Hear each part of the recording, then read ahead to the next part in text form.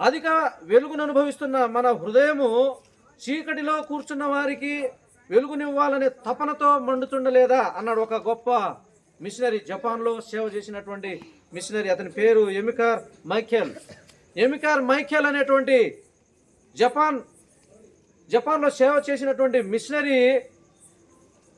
అధిక వెలుగును అనుభవిస్తున్న మన హృదయం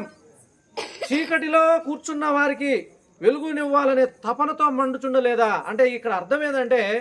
రక్షణలో ఉన్న మనకి రక్షణ లేని వారి గురించి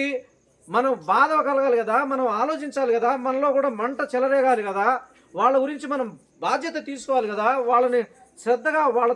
వాళ్ళతో మనం శ్రద్ధగా వ్యవహరించి వాళ్ళని దేవుని సన్నిధికి నడిపించాలి కదా అని అంటాడు ఆయన. మరి మన తండాల్లో, మన గ్రామాల్లో, మన ప్రాంతాల్లో ఇటువంటి ఆలోచన, ఇటువంటి భక్తి విధానము ఎన్ని సంఘాలకు ఉంది, ఎంతమంది విశ్వాసులకు ఉంది, ఎంతమంది భక్తులకు ఉంది అనేది ప్రశ్న.